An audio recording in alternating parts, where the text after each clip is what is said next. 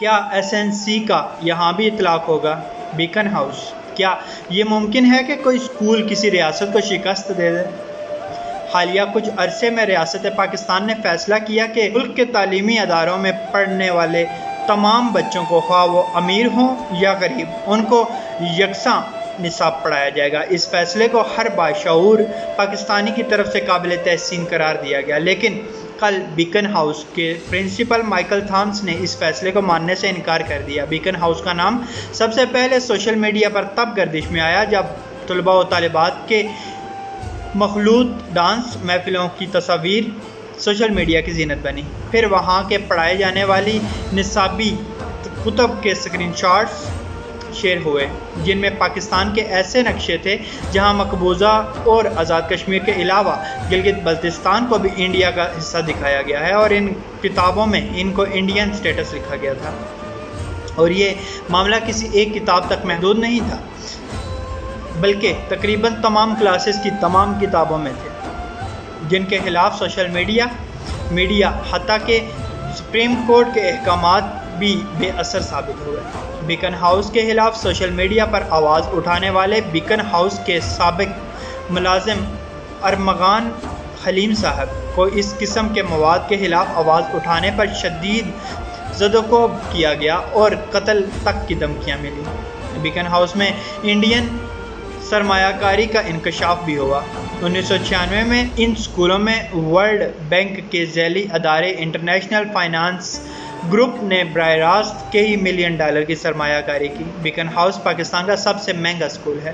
ایک اندازے کے مطابق بیکن ہاؤس ماہانہ 5 تا 6 ارب اور سالانہ 60 تا 70 ارب روپے پاکستان سے نچوڑتا ہے۔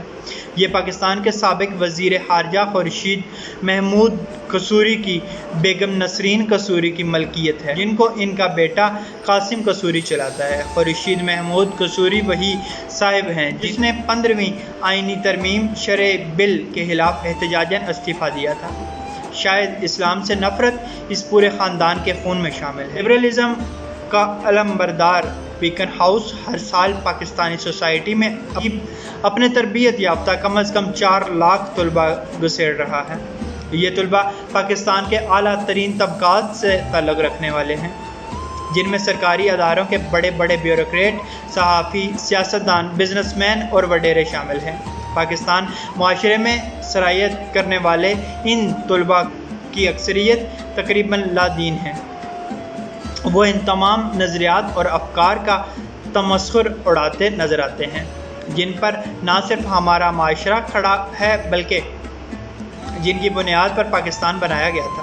حد یہ ہے کہ ان طلباء کی اکثریت کو اردو سے بھی تقریباً نابلد رکھا جاتا ہے، جو اسلام کے بعد پاکستان کو جوڑے رکھنے والا دوسرا اہم ترین جز ہے۔ پاکستان کے اعلیٰ ترین طبقے سے تعلق رکھنے والے ان طلباء کی اکثریت بڑی تیزی سے پاکستان میں اہم ترین پوزیشنیں سنبھال رہی ہے۔ اس طبقے کا ایک بڑا حصہ فوج میں بھی جا رہا ہے، جو بظاہر وہاں سپاہی بھرتی ہونے کے لیے نہیں جاتے۔ مشہور زمانہ گرفتار شدہ ملعون ایاز نظامی کے الفاظ شاید آپ کو یاد ہوں گے: ہم نے تمہارے کالجز اور یونیورسٹی میں اپنے سلیپر سیلز، پروفیسر اور لیکچررز گھسا دیے ہیں، جو تمہاری نئی نسل کے ان تمام نظریات کو تباہ و برباد کر دیں گے جن پر تم لوگوں کا وجود کھڑا ہے۔ انہیں پاکستان کی نسبت پاکستان کے دشمن زیادہ سچے لگیں گے۔ وہ جرأت، اظہار اور روشن خیالی کے الزام میں تمہاری پوری تاریخ رد کر دیں گے۔ انہیں انڈیا فاتح اور تم مفتوح لگو گے۔ انہیں تمہارے دشمن ہیرو اور خود تم ولن نظر آؤ گے۔ انہیں نظریہ پاکستان خرافات لگے گا۔ اسلامی نظام ایک دکیانوی نعرہ لگے گا اور وہ تمہارے بزرگوں کو احمق جانیں گے۔ وہ تمہارے رسول پر بھی بدگمان ہو جائیں گے، حتیٰ کہ تمہارے خدا پر بھی شک کرنے لگیں گے۔ بیکن ہاؤس نے تعلیم کے عنوان سے پاکستان کے خلاف جو جنگ چھیڑ رکھی ہے، اس کو روکنے میں میڈیا اور سپریم کورٹ دونوں ناکام نظر آ رہے ہیں۔ اس عفریت کو اب عوام ہی زنجیر ڈال سکتی ہے۔ یہ کام ہم سب نے مل کر کرنا ہے۔ ان کے خلاف آواز اٹھائیں، اس جنگ میں ہمارا ساتھ دیں اور اس ویڈیو کو اپنے پیجز اور ٹائم لائنز پر شیئر کریں۔ اللہ پاک آسانیاں حاصل اور تقسیم کرنے کی توفیق عطا فرمائے، آمین، جزاک اللہ۔